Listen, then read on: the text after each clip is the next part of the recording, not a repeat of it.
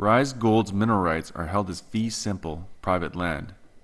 The United States is one of the only countries in the world where minerals can be privately owned.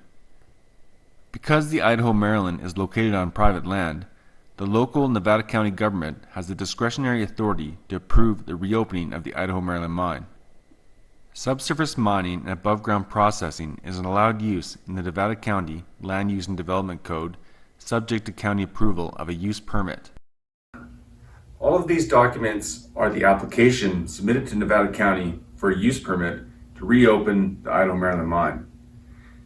These documents were done over a 9-month period at a cost of $1.2 million and involved the participation of numerous consultants and highly qualified professionals. We'll take a drive to the Brunswick site while I explain the use permit process. In order to approve the use permit, Nevada County must satisfy the requirements of the California Environmental Quality Act, or CEQA. CEQA requires that the county study the environmental impacts of any discretionary action, disclose the impacts to the public, and mitigate unavoidable impacts to the extent feasible. CEQA is triggered whenever a California government agency is asked to approve a discretionary project. Nevada County has hired Rainey Planning and Management to prepare the environmental impact report and conduct contract planning services on behalf of the county. Rainey will peer review the technical studies and conclusion of the technical reports and prepare the draft environmental impact report. The draft report provides a description of existing site conditions, operations, and how the project may impact the existing environment.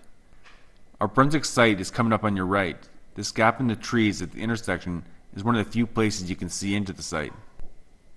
County planning staff and Rainey are currently preparing the draft environmental impact report, and Rainey and its sub-consultants are peer reviewing RISE technical reports and the application. The draft environmental impact report is expected to be published for public comment in late summer or fall of this year.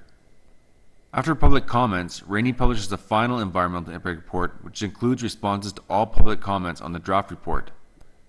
The county decision makers then review the final report and consider the approval of the use permit at a public hearing, which we anticipate to take place early next year.